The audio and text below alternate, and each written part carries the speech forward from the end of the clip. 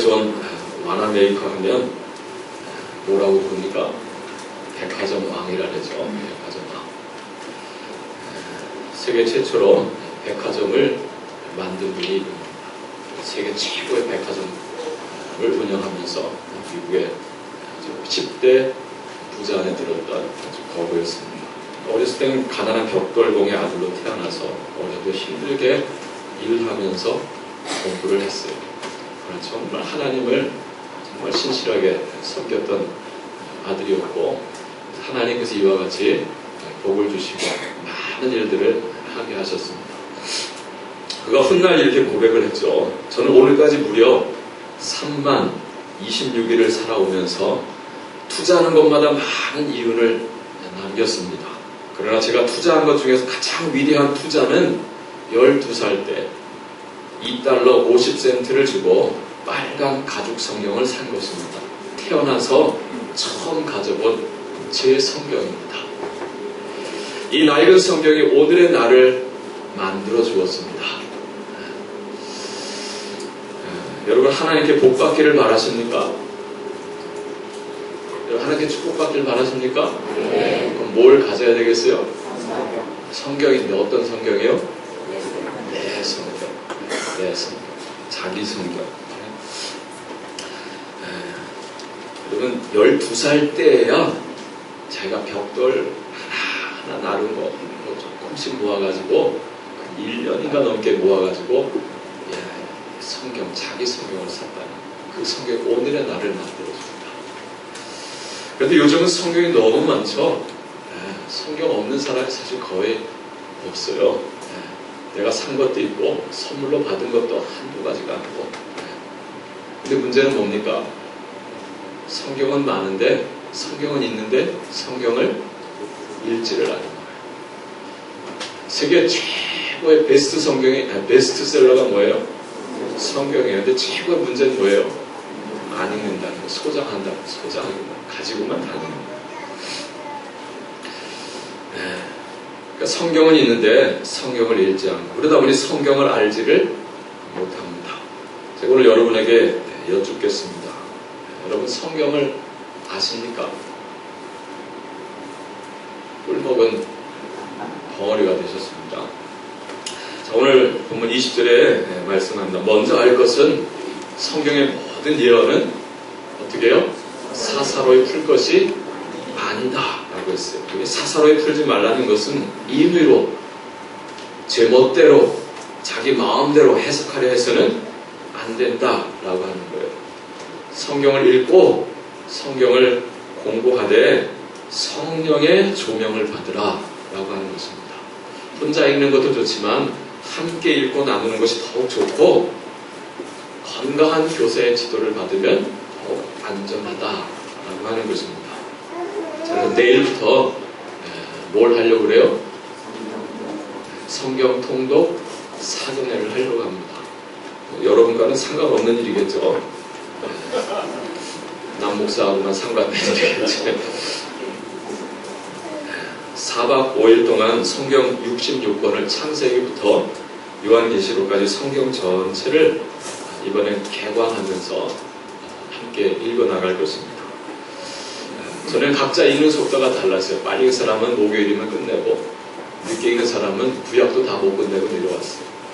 이번에는 같이 함께, 파도가 밀려가듯 함께 성경을 설명해 드리고, 성경이 언제 누구에 의해서 1차 독자가 누구고 왜 썼는지, 그 창세기 요절은 무엇인지 성경 전체를 담았으니 그걸 확인해 놓고 함께 읽어나가면서 확인하면서 가는 거죠.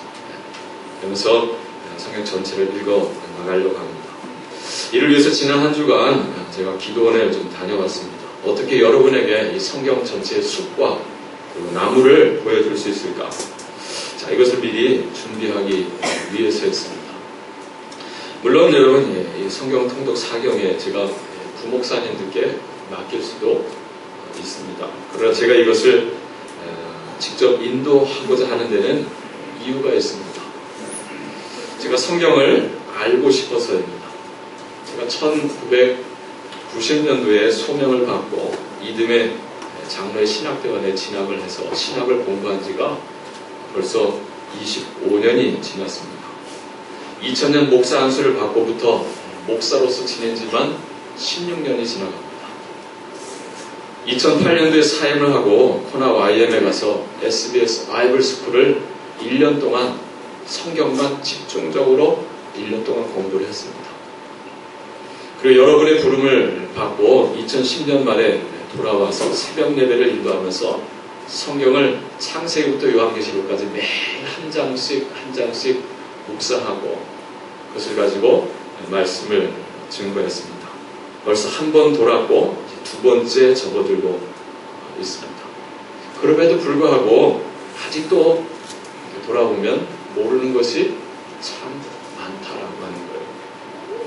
그래서 성경을 좀 더 알고 싶어서 제가 성경 통독 사경회를 직접 인도하고자 하는 것입니다.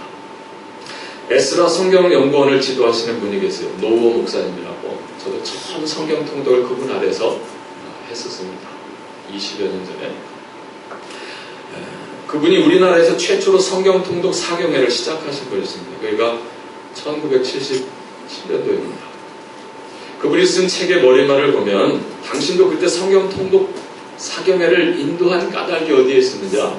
내가 성경을 너무 모르기 때문에, 목사이지만 너무 모르기 때문에 성경을 알고 싶어서 가르치기 위해서가 아니라 알고 싶어서 사경회를 열어서 함께 읽어나갔다라고 하는 거예요. 바라기는 이번 성경 통독 사경회와 그리고 앞으로 계속될 사경회를 통해서 여러분 모두가 성경을 좀 더 깊게, 좀 더 넓게 알아가고 그것을 통해서 하나님을 더 알고 그리고 하나님을 더 사랑하게 되시기를 주님의 이름으로 축복합니다.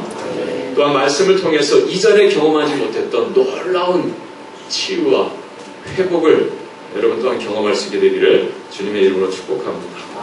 자, 오늘은 여러분과 함께 성경이 무엇인지를 좀 나누려고 합니다. 우리가 왜 성경을 알아야 하는지, 왜 오늘 하나님 믿음을 통해서 성경을 사사로이 풀지 말라고 하셨는지 그 이유를 여러분과 함께 오늘 본문을 통해서 확인해 보려고 합니다. 첫째로 성경은 하나님의 말씀이다 라고 이야기해주고 있습니다. 함께 따라하겠습니다. 성경은 하나님의 말씀입니다. 누구의 말씀이라고요? 하나님의 말씀. 여러분, 이것을 아는 것이 정말 중요합니다. 성경은 사람의 말이 아니고 하나님의 말씀이다. 자, 남광현 목사님이 말씀을 전하시겠습니다. 이게 틀린 건 아니지만 그러나 정확하게 말한다고 한다면 틀린 거예요. 뭐라고 말해야 되겠어요? 하나님께서 남광현 목사를 통해서 말씀을 주시겠습니다. 저는 나쁜 분이에요. 하나님의 말씀하십니다. 자, 21절 말씀. 자, 21절 말씀 같이 함께 읽겠습니다. 예언은 언제든지 사람의 뜻으로 낸 것이 아니요 오직 성령의 감동하심을 받은 사람들이 하나님께 받아 말한 것입니다. 할렐루야. 자, 이 말씀은요 성경의 기원을 우리에게 알려주고 있습니다. 성경은 사람들의 손에 기록되었으나 그 내용은 사람에게서 나온 것이 아니고 누구에게서 나왔다고요? 누구요? 하나님에게서 나왔다는 거예요. 오직 성령의 감동하심을 받은 사람들이 하나님께 받아서 말했고 기록한 것이다라고 하는 거예요. 여기서 성경의 원저자와 기록자가 구분됩니다. 자, 성경의 원저자는 누구일까요? 원저자는 누구일까요? 하나님입니다. 하나님. 자, 그러나 하나님이 이 성경을 친히 기록해서 주신 것은 아니다라고 하는 거예요. 저는 어렸을 때 그렇게 알았어요. 참 그게 좋은 믿음인데 하나님이 이걸 다 쓰셔가지고 얘다 받아라. 성경이다. 이렇게 알고 믿으면 얼마나 좋겠어요. 네. 알고 보니까 하나님이 써서 주신 게 아니다. 하나님이 써서 주신 건 딱 하나 있었어요. 뭐예요? 모세가 시내산에 올라가서 받았던 쉽게 된 부드럽한 하나님이 친히 기록해 주셨는데 오늘날 그게 존재하지는 않습니다. 자, 자, 이 성경. 자, 이것은 하나님께서 사람을 통해서 기록하게 하신 거예요. 가장 먼저 기록된 것은 모세오경입니다. 자, 모세에 의해서 주전 1400년경 출애굽 여정 가운데 기록하게 하셨어요. 자, 히브리어로 기록됐죠.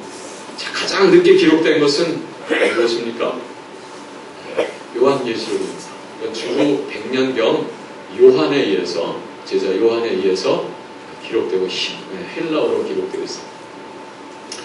자, 하나님은 모두 약 1500여 년에 걸쳐 주전 1400년 주 100년 동안에 합치면 1500여 년 동안 그 직업과 경험과 지식 수준과 언어가 각기 다른 40여 명의 사람들을 통하셔서 그들을 사용하셔서 당신의 말씀을 기록하게 하셨습니다.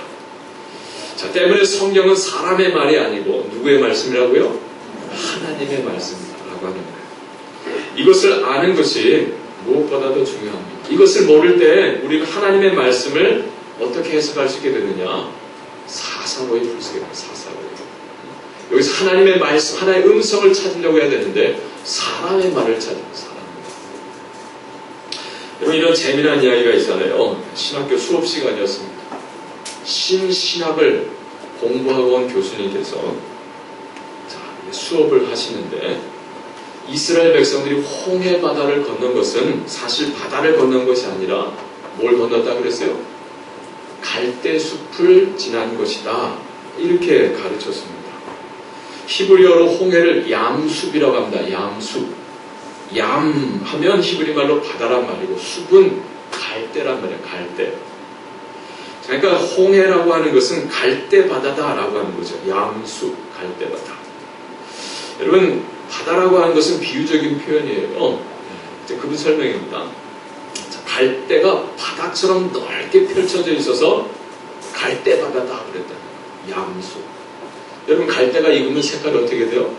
붉으스름해지잖아요. 그래서 레드씨, 홍해라 이름 붙였다라고 하는 거예요. 자, 그러니까 정리하면 이스라엘 백성들이 출애굽 때 홍해를 건넌 것은 갈라진 바다를 건넌 것이 아니라 갈대숲, 아주 바다처럼 넓은 갈대숲을 지나갔다라고 하는 거예요. 자, 그렇게 설명하니까 신학생들이 그거였구나 하면서 고개를 끄덕이면서 들었다는 거예요. 그 중에 한 학생이 손을 번쩍 들었어요. 고개를 감동하면서 교수님, 근데 질문이 하나 있는데요. 성경은 그 다음에 애국 군대가 홍해 바다에 수장되었다라고 했는데 그럼 어떻게 이해하나요? 갈대밭에 묻혀 죽은 건가요? 어떻게 이렇게 수많은 군사들이 갈대밭에 파묻혀 죽을 수 있나요? 그건 더 놀라운 기적 아닙니까? 뭔 뜻인지 아시겠어요? 성경의 기적을 믿지 않으려니까 더 놀라운 기적을 믿지 않을 수 없게 된 것입니다. 여러분, 신신학, 소위 자유주의 신학은 성경을 하나님의 말씀으로 보려고 하지 않고 사람의 말로 보려고 합니다. 인간이 만든 신화 정도, 믿음의 고백 정도로 이해하는 것입니다. 그래서 성경 아래에서 하나님의 말씀을 들으려 하지 아니하고 성경 위에 서서 성경을 난도질합니다. 이것은 이래서 안 되고 저것은 저래서 안 되고 하면서 성경을 이리 쪼개고 저리 쪼개 분석하면서 분석하고 나누고 하면서 인간의 이성으로 이해할 수 없는 것들을 하나 둘 버리는 거예요. 이렇게 하나 둘 버리게 되면 결국 남는 게 뭐가 있을까요? 성경은 겉장과 앞장, 표지만 남게 되고 다 버리게 되고. 여러분, 성경은 믿음 없이는 읽을 수 없는 책이죠. 어떤 믿음입니까? 이 성경은 사람의 말이 아니고 하나님의, 전능하신 하나님의 말씀이다라고 하는 이 믿음입니다. 이 믿음이 없이 우리는 성경을 한 장도 더 넘어갈 수가 없습니다. 여러분, 성경은 처음 첫 장 첫 절부터 무엇을 말씀하고 있죠? 태초에 하나님이 천지를 창조하십니다. 태초에 하나님이 천지를 창조하십니다. 여러분, 이 말씀을 믿으십니까? 희미하십니까? 밤새 리오를 보고 오셨는지 깊이 묵상에 잠기신 분들이 몇 분 계시는데 옆 사람 좀 눌러주세요. 정신 차려, 예배 시간이야. 자, 다시 여쭙겠습니다. 태초에 하나님이 천지를 창조하셨습니다. 여러분 이 말씀 믿으십니까? 네. 여러분 이 말씀이 의심 없이 믿어지시기를 축복합니다. 이거 정말 큰 복이에요. 네. 이것을 받아들이지 못하면 우리는 한 장도 더 넘어갈 수가 없습니다. 천지를 창조하신 하나님을 믿지 못하면 도대체 무엇을 믿는 거죠? 도대체 여러분 무엇을 기도하고 누구를 예배한다는 것입니다. 성경은 하나님의 말씀입니다. 그래서 성경을 읽을 때 우리 성경 속에서 사람의 말을 찾으려고 해서는 안 돼요. 그래서 하나님의 음성, 하나님의 말씀을 들으려고 해야 합니다. 성경을 기록한 사람들의 그 손 너머에 있는 하나님의 마음을 들을 수 있어야 합니다. 그때 그 말씀이 역사하는 거예요. 설교 말씀을 들을 때도 마찬가지입니다. 목사가 전하는 말씀을 사람의 말로 들으면 아무 유익이 없습니다. 하나님의 말씀으로 들을 때 그 말씀이 믿는 자 안에서 역사하는 거예요. 베드로 데살로니가 전서 2장 13절에 말씀하는 이러므로 우리가 하나님께 끊임없이 감사하는 너희가 데살로니가 성도들 말 너희가 우리에게 들은 바 하나님의 말씀을 받을 때에 사람의 말로 받지 아니하고 하나님의 말씀으로 받음이니 진실로 그러하도다. 이 말씀이 또한 너희 믿는 자 가운데서 역사하느니라 그랬어요. 이 성경 말씀이 우리 안에서 역사하기 위하여서는요, 무엇을 믿어야 된다는 거예요? 이 하나님 말씀을 읽을 때, 또 이 하나님 말씀을 우리가 들을 때, 이 말씀은 사람의 말이 아니요, 하나님의 말씀이다. 라고 믿고, 읽고 들을 때, 그 말씀을 믿는 자 안에서 역사한다.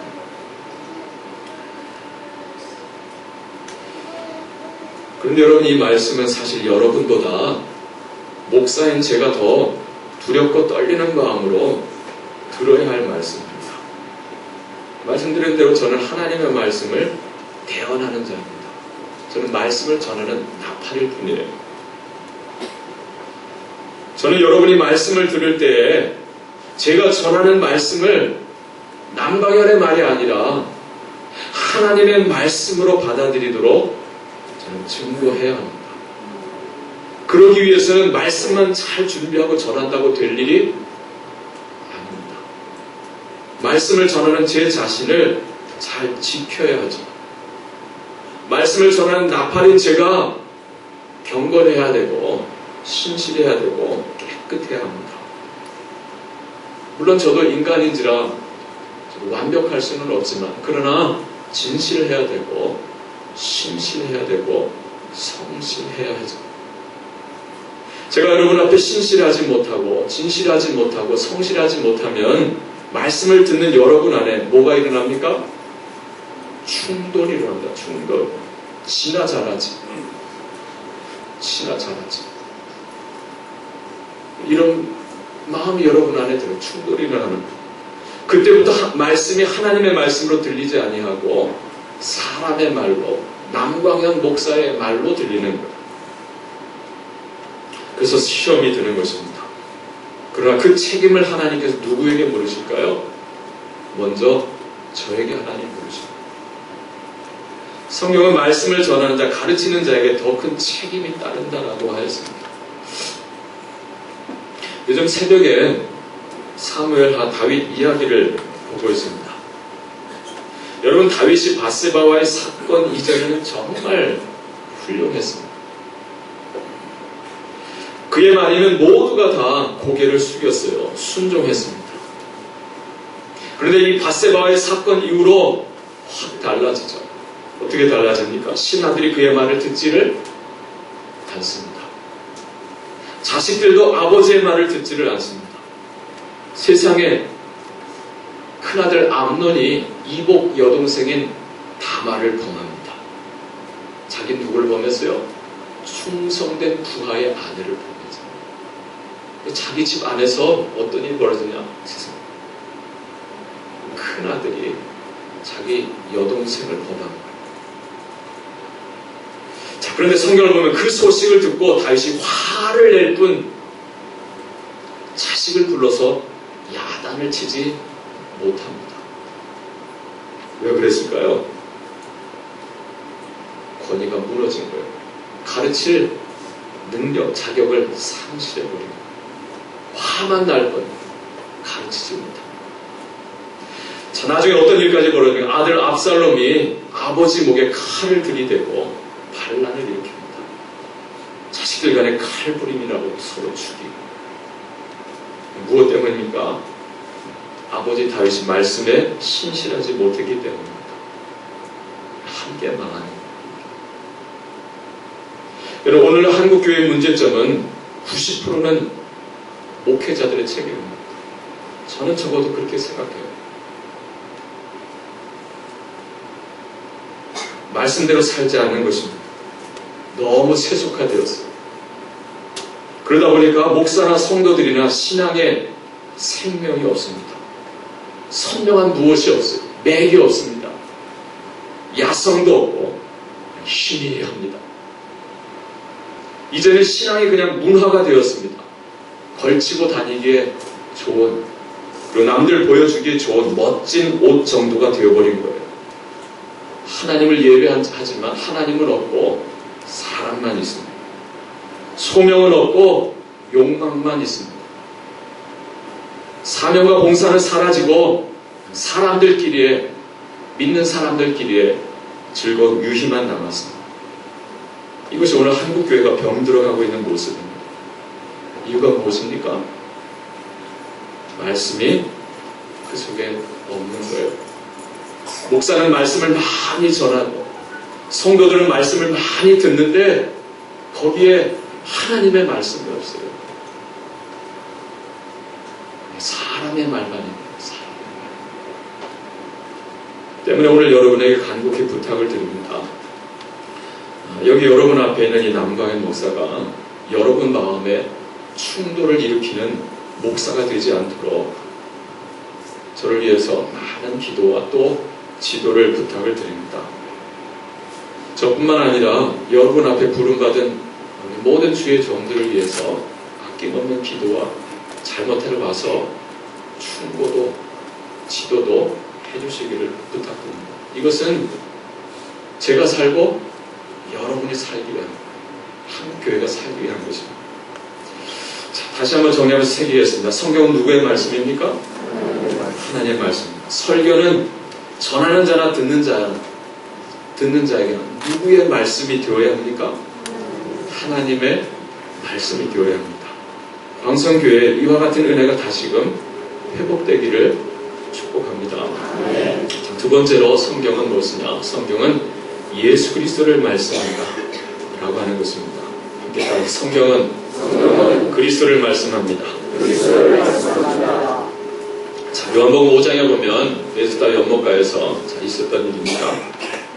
자, 예수님이 불신을 당하죠. 유대인들에게 불신을 당합니다. 그때 예수님께서 불신하는 유대인들을 향해서 말씀하셨어요. 요한복음 5장 39절에 보면 너희가 성경에서 영생을 얻는 줄을 생각하고 성경을 연구하거니와 이 성경이 곧 내게 대하여 증언하는 것이니라 그러셨어요. 너희가 성경을 연구하는데 그 성경이 누구에 대해서 이야기하고 한다고요? 내게 대하여. 내가 누군데? 예수님. 자, 그 다음 46절에서도 뭐라고 말하냐? 모세를 믿었더라면 또 나를 믿었으리니 이는 그가 내게 대하여 기록하였습니다. 그랬어요. 모세를 말한 건 뭘 말하는? 모세가 쓴 모세 오경을 말하는 거죠. 율법서. 자, 그 성경 모세 오경은 누구를 말한다고요? 예수에 대해서 말하는, 예수에 대해서. 또 부활하신 주님은 엠마오로 내려가는 낙심한 두 제자, 자, 그들 곁을 다가가시죠. 대화 중에, 자, 누가복음 24장 27절에 의하면 모세와 모든 선지자의 글로 시작하여 모든 성경에 쓴 바 자기에 관한 것을 자세히 설명해 주시냐라고 했어요. 그때 그들의 눈이 열리고 마음이 밝아지면서 깨달음이 왔다. 아, 그 십자가에 달린 예수가 그리스도였구나. 자, 그런데 예수님께서 어떻게 하셨다고요? 모세와 모든 선지자의 글로 시작하여 모든 성경에 쓴 바 자기에게 관한 것을 자세히 설명하셨다. 이게 모세와 모든 선지자의 글을 뭡니까? 모세는 모세오경이고 선지자의 글은 선지서를 말하죠. 자, 이 구약성경 모든 것이 다 당신 자신에 대해서 이야기하고 있다는 것. 그것을 하나하나 성경을 찾아서 설명해 주었다는 것. 자, 그러니까 성경은 모두 다 한 분을 말씀합니다. 한 분. 자, 그분이 누구죠? 예수 그리스도입니다. 자, 오늘 본문 17절로 19절에서 하나님께 베드로를 통해서 이것을 우리에게 말씀해 주고 있어요. 자, 먼저 17절, 18절을 함께 읽겠습니다. 17절, 18절. 지극히 큰 영광 중에서 이러한 소리가 그에게 나기를 이는 내 사랑하는 아들이요 내 기뻐하는 자라 하실 때에 그가 하나님 아버지께 존귀와 영광을 받으셨느니라. 이 소리는 우리가 그와 함께 거룩한 산에 있을 때 하늘로부터 난 것을 들은 것이다. 아멘. 자, 변화산상의 그 이야기죠. 오래전 예수님과 함께 갈릴리 온 유다 땅을 거닐면서 경험했던 여러 가지 중에 이 변화산 사건. 자, 이것은 예수님의 공생의 그 기간 끝자락에 있었던 일입니다.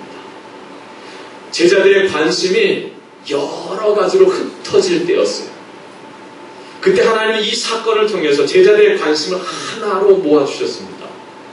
자, 그것이 무엇입니까?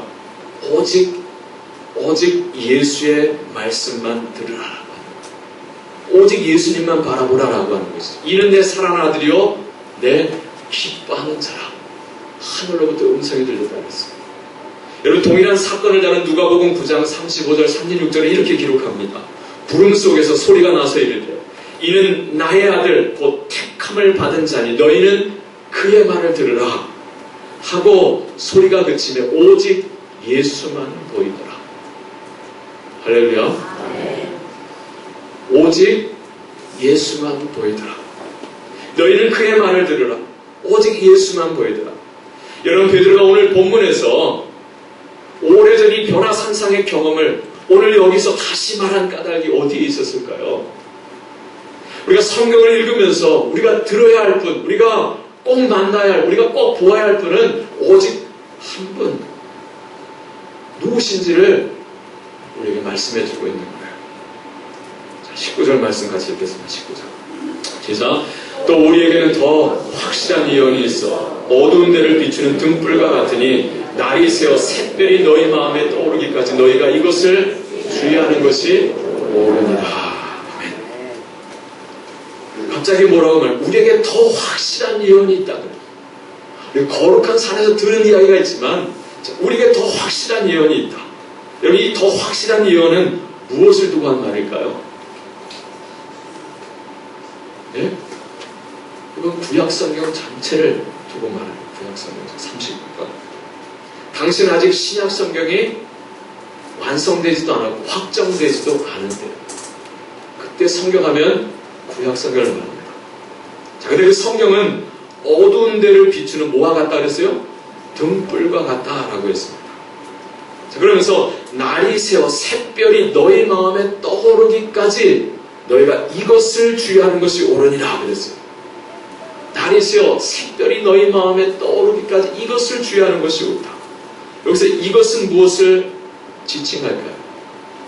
두 가지로 해석할 수 있을 거예요. 먼저 더 확실한 예언, 곧 성경으로 생각할 수 있습니다. 너희 마음 안에 샛별이 떠오르기까지 이 말씀을 주의해서 읽고 또 읽으라라고 하는 거죠. 또는 앞선 17절, 18절의 변화산 사건의 의미를 생각할 수도 있습니다. 성경을 읽을 때마다 자, 변화산 사건에서 주셨던 그 하나님의 음성, 그 말씀, 그 사건을 한번 생각해 보라는 거죠. 우리가 들어야 할 분, 우리가 보아야 할 분, 우리가 이 성경을 통해서 만나야 할 분은 누구냐라고 하는 거예요. 우리의 관심이 막 흩어질 그때 오직 주님께서는 예수 그리스도를 지칭하시면서 너희는 그의 말을 들으라 하셨어요. 제자들이 이제 다른 아무 소리 들리지 않고 다른 아무도 보이지 오직 주님만 들으라.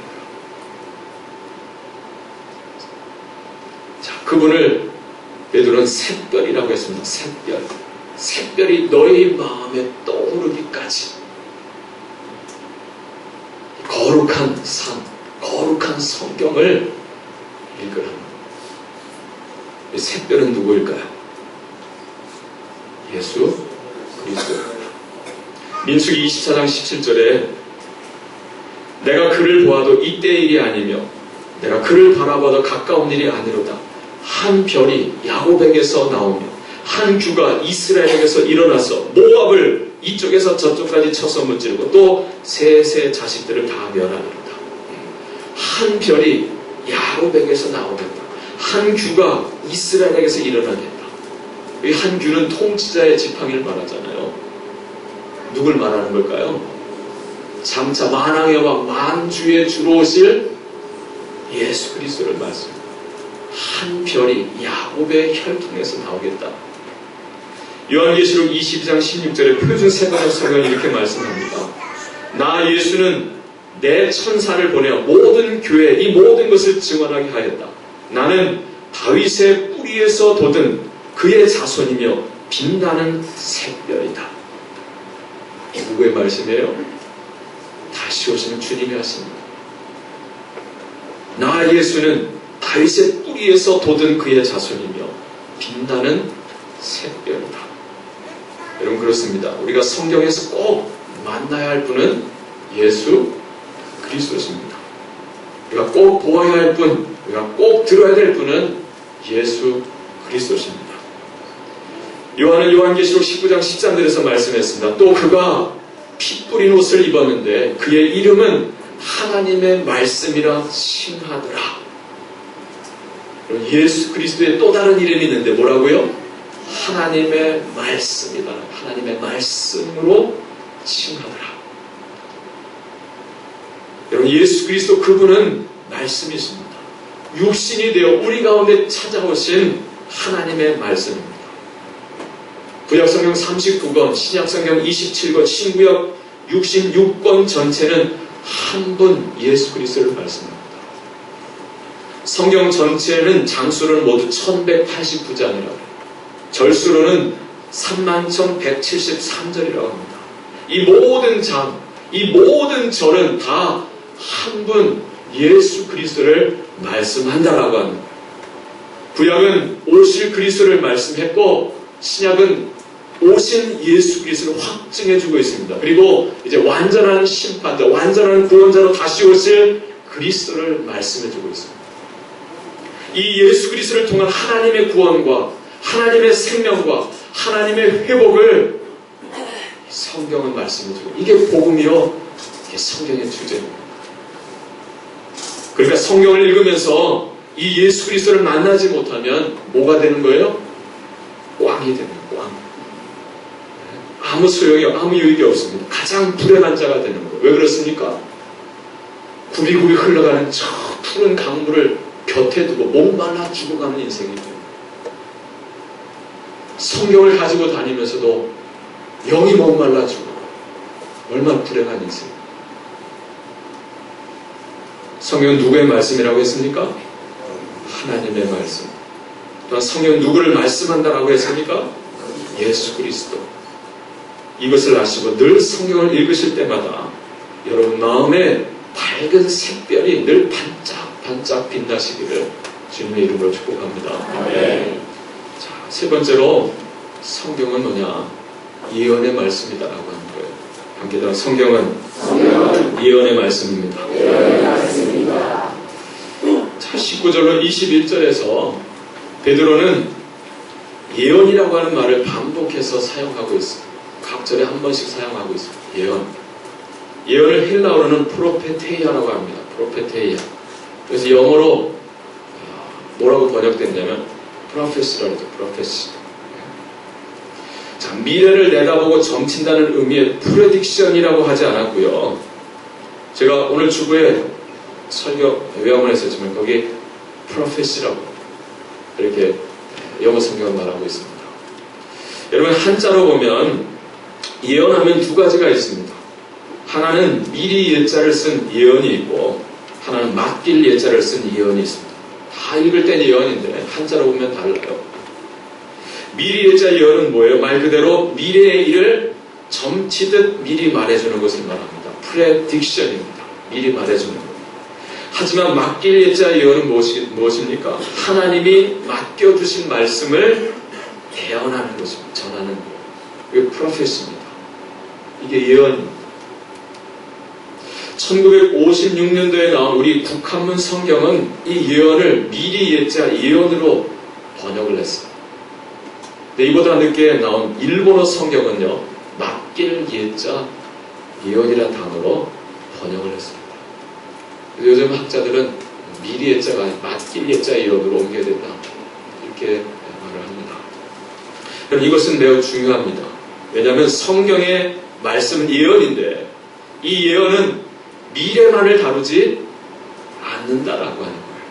우리의 과거와 현재와 미래를 다 같이 말씀한다라고 하는 거예요. 일례로 요한계시록 1장 20절을 보면 하나님은 요한에게 명하셨습니다. 그러므로 내가 본 것과 지금 있는 일과 장차 될 일을 기록하라 그러셨어요. 그러니까 요한은 기록하는 거고 말씀은 누가 주는 거예요? 하나님이 주는 거예요. 이제 내가 본 것과 지금 있는 일과 장차 있는 일, 장차 될 일. 자, 그러니까 내가 본 것은 뭐예요? 과거고, 지금 있는 일은 현재고, 장차 될 일은 미래죠. 이 말씀을 요한에게 맡기고 기록하게 하십니다. 자, 그러니까 요한계시록을 미래의 책으로만 이해해서는 될까요? 안 될까요? 안 됩니다. 과거와 현재와 미래를 담고 있는 거예요. 요한계시록만이 아니라 성경 전체가 예언이고요. 성경 전체가 우리의 과거와 현재와 미래를 말씀해 줍니다. 이런 모세오경을 생각해 보십시다. 모세오경은 언제 어디에서 누가 누구에게 기록한 것입니까? 언제? 출애굽 때. 누가? 모세가. 어디에서? 그 광야 여정에서. 누구에게요? 출애굽한 가나안을 향해 가는 히브리 노예들에게 모세오경을 써서 준 거예요. 하나님께서 말이죠. 왜 하나님께서 그 당시 모세에게 이 모세오경을 기록하게 하신 것일까요? 애굽에서 400년을 노예 생활을 하다가 나와 광야를 지나고 있는 그들에게 그들의 어제와 오늘과 내일을 보여주시기 위함이었습니다. 그들의 어제는 애굽이 아니고 오늘 여기 광야도 아니고 가나안이다라고 하는, 가나안이었다라고 하는 거예요. 온 세상을 창조하신 하나님께서, 이 온 역사의 시작을 이루신 하나님께서 아브라함을 택하셔서 가나안 땅을 약속으로 우리에게 주셨다라고 하는 거예요. 그런데 어떤 경위로 야곱 때에 온 가족이 애굽에 내려가 살게 되었고, 이제 그 약속의 말씀을 따라 400년이 차서 하나님께서 이제 이들을 이끌어내셔서 다시 가나안 땅으로 돌아가게 하신다라고 하는 말씀. 곧 그들은 모세오경 하나님 말씀을 통해서 우리 이스라엘, 이 히브리 백성들은 잃어버린 가나안의 회복을 향해서 나아가는 순례자다라고 하는 것을 깨닫게 해주는, 그게 모세오경입니다. 오늘은 애굽이요 광야지만 그들이 어제는 가나안이었고 이제 그들의 내일 또한 다시 가나안이 되어야 한다라고 하는 말씀. 오늘 우리 역시 마찬가지입니다. 성경 66권 이 전체를 통해서 우리는 미래만을 보지 않습니다. 어제와 오늘과 내일을 봅니다. 우리 어제는 무엇이었습니까? 어디였습니까? 에덴 동산이었습니다. 그런데 오늘 죄로 말미암아 그 에덴을 상실했어요. 신라원한 존재들입니다. 그러나 이제 성경이 말씀하는 그 한 분 예수 그리스도를 통해서 그분의 십자가 보혈을 힘입어서 그 에덴을 향하여 나아갑니다. 그 예수 그리스도의 보혈을 힘입어서 죄로 말미암아 상실한 에덴 동산, 하나님의 나라의 회복을 향해서 걸어가는 우리는 순례자다라고 하는, 이것을 성경이 우리에게 말씀해줍니다. 세계제 2차 대전 때 일입니다. 미국 항공모함이 필리핀 해협을 통과하고 있을 때였어요. 전쟁 중입니다. 자, 갑판에서 일을 하던 수병이 잠깐 상의를 벗어놓고 일을 하는데 그만 상의가 바람에 날려서 바닷물 속으로 떨어졌어요. 그것을 본 수병은 쏜살같이 물속으로 그냥 뛰어들었습니다. 이로 인해서 수십 대의 비행기와 많은 병기를 실은 항공모함이 급히 진행을 멈추고 그를 구하기 위해서 구조선을 내렸습니다. 수병은 상해를 건졌고 구조선은 그 수병을 건졌습니다. 하지만 수병은 전시에 항공모함을 석유한 죄로 군법회의에 회부되었습니다. 이것이 적과 내통하여 고의로 항공모함을 멈추게 한 것이었다고 한다면 이적 행위로 몰려가지고 사형에 처해질 수도 있는 일이었습니다. 전쟁 중에 군 재판관이 그 수병에게 물었습니다. 왜 옷 하나 때문에 바다에 뛰어들어서 이 전함을 멈추게 했느냐? 판사님, 저의 잘못으로 인해서 군 작전에 크게 지장을 초래한 점 주고 마땅한 죄인 줄 압니다. 제가 상의 때문에 물속에 뛰어든 것은 그 상의 주머니에는 저를 전쟁터에 보내시고 주야로 기도하시는 제 어머님의 사진과 전쟁터에서 하나님을 잊지 말라고 어머님이 읽으라고 주신 성경이 들어있었기 때문입니다. 제가 이제껏 이토록 전쟁 중에 용기를 잃지 않고 싸울 수 있었던 것은 다 어머님의 기도 덕분이요 하나님의 은혜였습니다. 때문에 어머님 사진과 성경이 물속에 빠졌다 생각하는 순간 저는 다른 아무것도 생각이 나질 않았습니다. 그래서 저는 몸을 던져 바다에 뛰어든 것입니다. 수병의 말을 들은 재판관은 미 합중국법에 어머님의 사진과 성경을 건지기 위해 물에 뛰어든 군인을 처벌하라는 조항은 없다. 무죄라고 선언했다고 합니다. 사랑하는 여러분, 오늘 여러분에게는 잠시 방심하는 사이에 저 세상 캄캄한 바다에 빠뜨린 잃어버린 성경은 있지 않습니까? 어머님이 내게 주신 성경, 그러나 세상 즐거움에 빠져서 어디에 두었는지조차 모르는 성경은 없습니까? 그렇다고 한다면 그 성경을 건져내십시다. 저 넘실거리는 저 세상의 깊은 바다 가운데에서 여러분의 성경, 어머님이 내게 물려주는 성경을 건져내십시다. 그리고 함께 읽으십시다. 내일부터 성경 통독 사경을 가집니다. 다시 말씀드리지만 제가 이것을 인도하는 까닭은 제가 성경을 더 알고 싶어서 여러분을 가르치기보다 예수 그리스도를 더 깊이 만나고 싶어서요. 여러분과 함께 성경을 개관하면서 여러분과 함께 나누고 싶은 것은 다른 것이 아니에요. 이분 예수 그리스도를 더 깊이 만나고 그분 안에서 우리 교회 안에 하나님이 일으키신 변화가 일어나기를 바랍니다. 기도하겠습니다. 하나님 아버지, 무더운 여름이 지나갑니다. 하나님, 우리가 저 세상 가운데 잃어버린 성경은 없는지, 하나님은 예배하면서 정말 우리 가운데 하나님은 사라지고 사람들만 남아있지 않는지 돌아보면서 하나님의 말씀을 하나님의 말씀으로 읽으면서 이 속에 예수 그리스도를 만나고 예수 그리스도 안에서 선명한 신앙의 삶을 살아갈 수 있는 목사들과 우리 온 광석의 성도들이 될 수 있도록 주여 축복하옵소서. 예수님의 이름으로 기도합니다.